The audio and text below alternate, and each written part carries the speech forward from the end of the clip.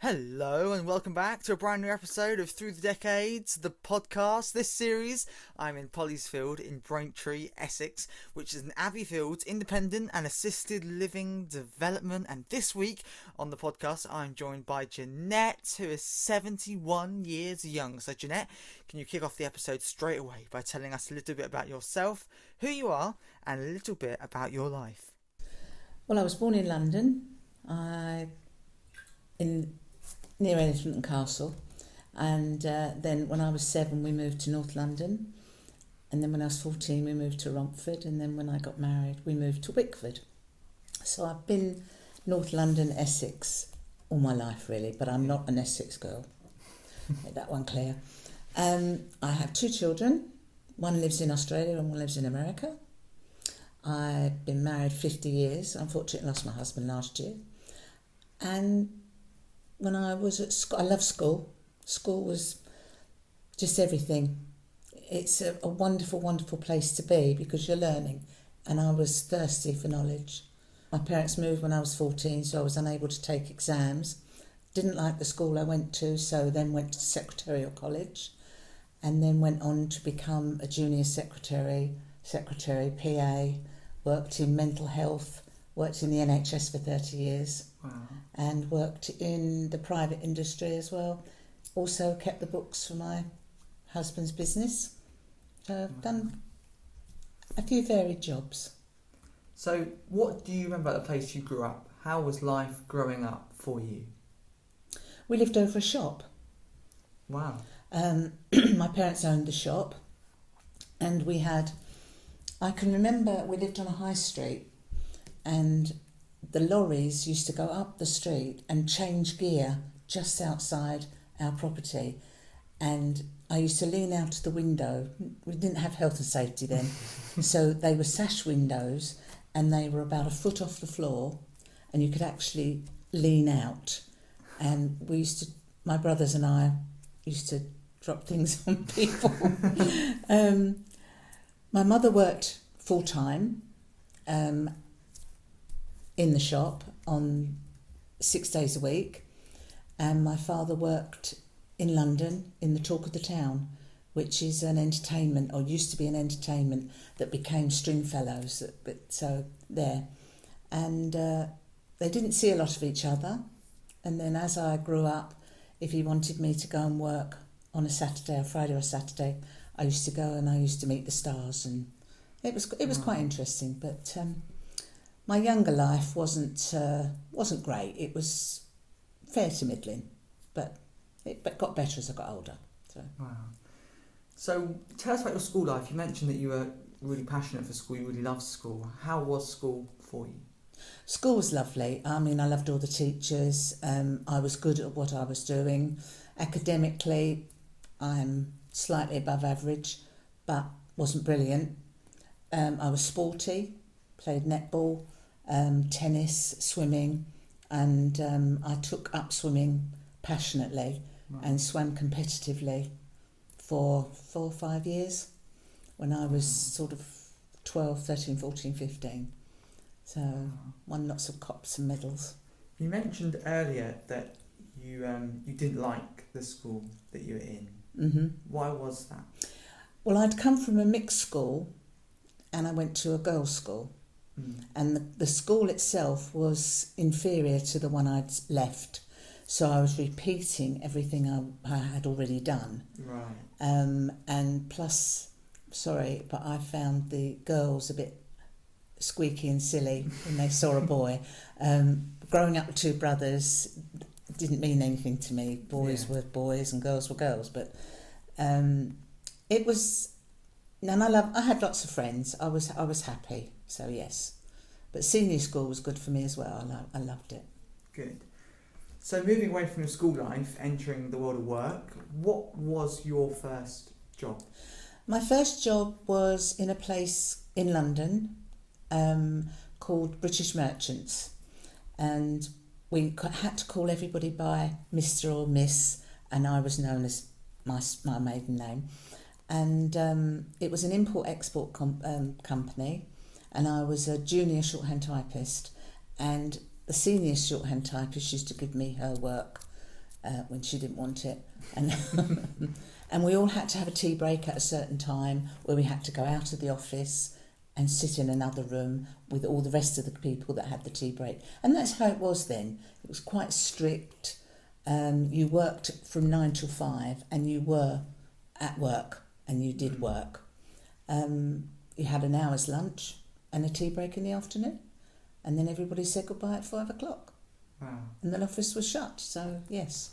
So how did your working career develop from there? You said that you were in the NHS for a long time. Well, I went to work. I was working in London and I went to work for an insurance company. Then I wanted to work nearer home.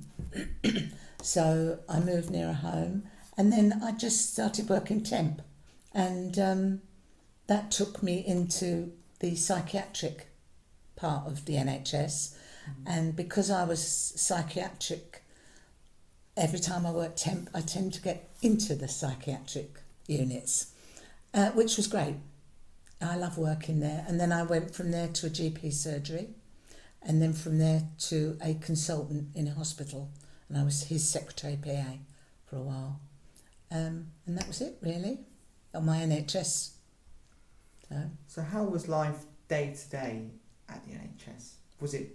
Would you classify it as a lot different to how it is now? Oh, yes. So what was a day like for you? Again, you see, nobody had mobile phones, so nobody was on their phones. We had word processors, not computers. And then everybody worked. Nowadays, I think there's too much paperwork. Even though they've got computers, when everything went over to computers, everybody thought that the computer would take it all away, but it didn't. You still got more paperwork. So it was double the work, if you like. And politics came into it, and audits and things like that, which took up an awful lot of time. But no, it was fine. You know, I enjoyed the work. And I had contact with the patients as well, which was nice. So. Nice. When you look back at your life now, what was the biggest lesson, or what has been the biggest lesson that you've learned throughout your life? Being humble. Can you expand on that? I used to be, years ago I had a bit of a temper, but it's got to the point now where anger, I learned in the NHS, I learned this in the psychiatric place, it's a wasted emotion. And it's better to be calm and talk through things rather than get angry and walk out, if you know what I mean. Yeah. Yes, I think I've learnt that. Throughout your life, did you have any hobbies and interests? I know you mentioned competitive swimming. How was that like for you when you were younger? Oh, everything. I belonged to a swimming club. I swam 4 times a day and weekends, and I went to London, but I was always swimming. I was always in the pool. How my mother ever got those towels dry, I will never know, but How did that love and passion of swimming grow? How did that spark? Well, it started off when we went on holiday one year, and my mum couldn't swim, and she was determined that her children would. And there was we were in a holiday camp, and there was a girl there who saw me struggling, and she was a lot older than me, and she took me under her wing and taught me properly. And I just flourished from there. I just loved it. So how many times a week would you swim? 4 times a day. 4 times a day? A day. Wow. I used to go before school, in my lunch hour, after school, and in the evening. 7 days a week? 6 days a week. 5 days a week. And then Saturday, I used to go running and do the training out of the water. And then on a Sunday, I used to go to Seymour Place in London to train. Wow. So it was how was that competing in races, receiving exciting medals and things like that? Exciting. Wow. Always the adrenaline was flowing all the time. But the galas, we used to go on coaches and used to go here, there and everywhere. And that was fun. We were a family, if you like. Yeah. So thoroughly enjoyed it. How many if I had to ask, how many medals and things did you win? Oh, crumbs. I can't remember. I lost count. Certificates. We didn't have so many medals as certificates. Right. And I've got a bundle of those somewhere. Wow. Wow.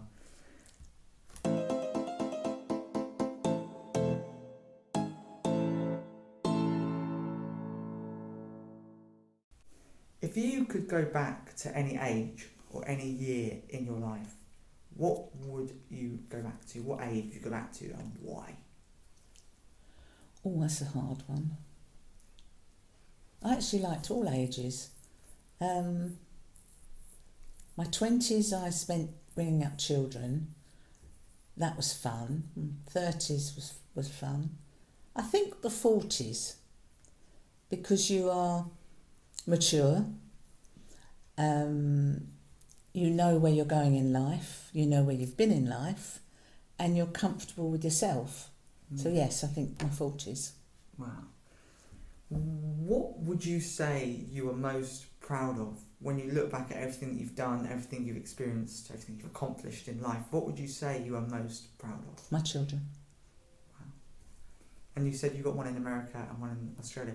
If you don't mind me asking, why are they living out there? We brought our children up to be independent, and we used to travel a lot, and we used to go to different countries, and they wanted to experience more. And I think living abroad broadened their horizons, and they both got married and they both live abroad, as I said.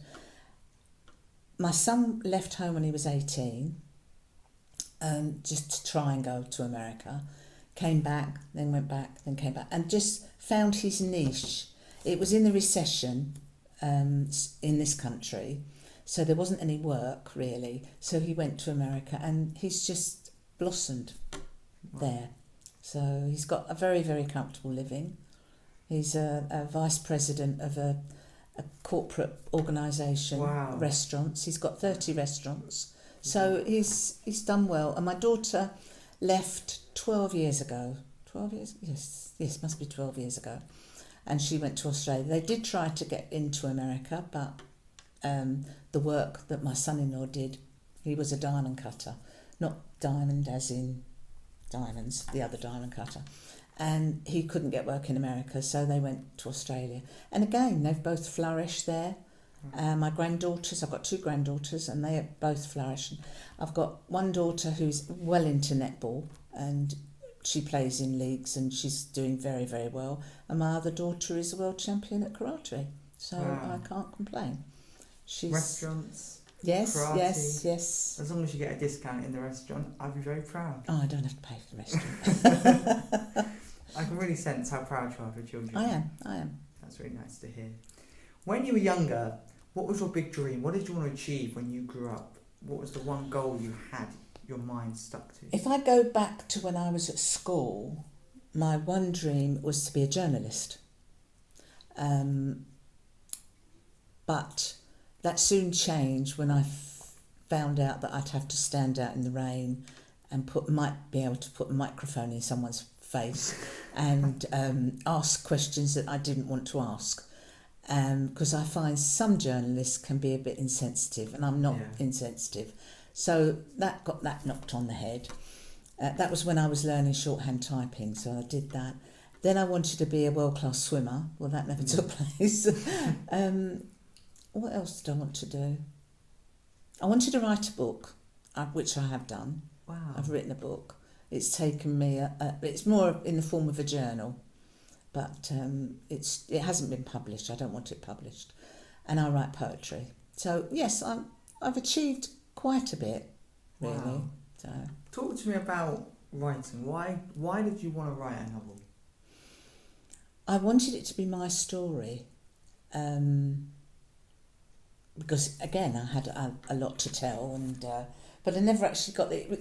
What it is, it started when I found out I had cancer, and it's a journal that goes through my treatment, and unfortunately my husband died before I'd finished my treatment, and it's all about that as well. So it was finished last year. Wow. So, And what about your poetry? my poetry, I've got about 250 poems that I've Wow. written. And I started writing poems the week I met my husband, Oh. and just carried on. They're all about my family. And then people used to get me to write ditties for them. It's on the lines of Pam Ayres, but not as funny. But yeah, I don't do too bad. You mentioned briefly about you being diagnosed with cancer, and that's what inspired you to write your novels. How was life like for you with cancer? I'm a very strong person, and I've always thought if you've got something, get on with it. And that's the way I was brought up. You don't sit and mull about it. There's nothing you can do about it. You've got cancer, just get on with it. Mm-hmm. So I did. I had the chemotherapy, the surgery, the radiation, and more chemotherapy. So I was a year in treatment, but I was still positive that I would come out the other end. I wasn't ever down or anything like that when I was ill. Yeah. And it wasn't pleasant, but that's a part of my life. It's gone. Get on with life now. Wow. I'm alive, I'm here. That's really nice to hear. So it went well, your treatment? Hopefully, yes. We'll know in 5 years, 6 years' time, but yes, I don't think about it. Yeah. So it's just in the past. It's in the past. Nice. What was the best day of your life? This is arguably the biggest question that I ask, but if you had to choose one day in your life and call it the best, what would it be? Well, I had 3 bests, actually. Go on, just say them. I'll make an exception. The day I got married, the day I had my son, and the day I had my daughter. They were my biggest days of your life. Yes. Lovely. Without a doubt.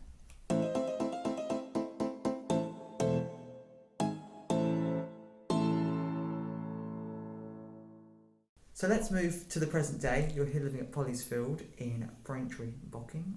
How long have you been living here? 18 months now. No, 15 months. Last February I moved in, so when's that? February 2022. Yes, so February 22.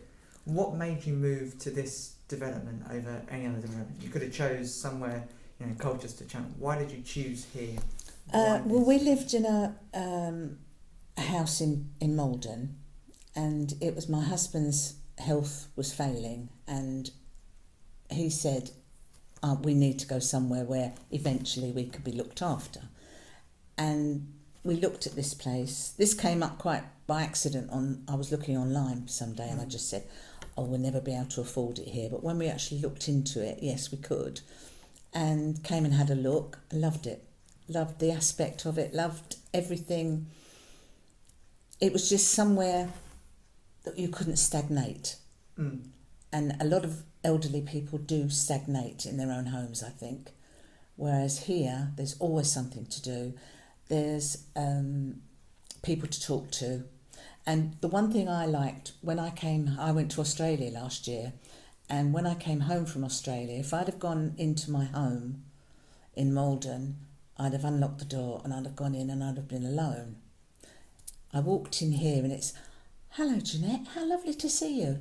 And there was always someone to talk to. And I think that is it. You can be independent and you can be on your own if you want to, but if you don't, there's always someone to talk to at any time of the day. Social scene. Oh, very much so, yes. And you've got the option. Yes. It's really nice. So, kind of linking then, how do you find this type of living? Because there's the assisted living within the development, but there's also the independent side of it. Well, to be perfectly honest, I still have a lot of friends outside. Yeah. So I do spend a lot of time out. Yeah. But I think for people who haven't got that choice, because I still drive, so I go out, it's brilliant. I think it's absolutely brilliant because it brings people together. Yeah. In this community, and we are a community. Yeah. I mean, you're going to get people you get on with, you're going to get people you don't get on with, but that's what happens in life. Yeah. So. That's really nice. So would you recommend this type of living to anyone that was thinking about coming here, or just generally would you recommend Polliesfield as a whole? I think you've got to be a certain type of person to come here. I think you've got to be sociable. If you're not a sociable person and you want to be on your own, then no. But if you're a sociable person, but then having said that, it makes you a sociable person. Yeah. Yes, you can walk down the corridors any time of the day and you'll see someone. So I'm going to end off this episode in the way that I end off every single episode, and I'll ask you, finally, what one piece of advice would you give to the younger generations at home listening to this podcast? I think it's an old cliche, but I'd say respect your elders, because you don't know what they know. And they have a wealth of knowledge, and they could help the younger generation in lots and lots of ways if they were listened to. Do you think the way that the younger generation, when you look at them now, do you think that that's what your generation, when they were younger, like? No. What do you miss about life then? Communication. I don't think the youngsters communicate. They have their own way of communicating, but it's a completely different way to what we were taught. Yeah. If you wanted to speak to someone, you'd go and speak to someone. You wouldn't, if you're in the same room, you wouldn't text them. But that's the youngsters. That's that they've been brought up with that technology, and they don't know any different. Yeah. So every generation is different, and they have their own way. I mean, at one time, children in my parents' generation should be seen and not heard. Now children have a lot to say, and they are listened to. Yeah. Oh, yes. So your advice, just to go back to that, your advice would be to respect your elders. Respect them and listen to them, because they do know an awful lot. And whatever you're going through, whether it's trauma, whether it's because you're sad, whether you're just growing up, we've been there. We've done it. Been there, read the book, exactly. Yeah. So... almost a sense of appreciation of your elders, to appreciate them. And yes, I think so, yes. Yeah. More so, instead of treating us like silly old people.